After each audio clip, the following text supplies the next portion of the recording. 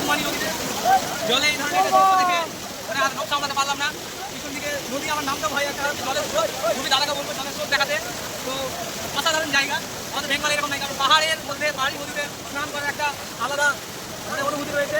তো শ্রাবণ মাসের শেষ সোমবার, হর হর মহাদেব, জয় শ্রীরাম।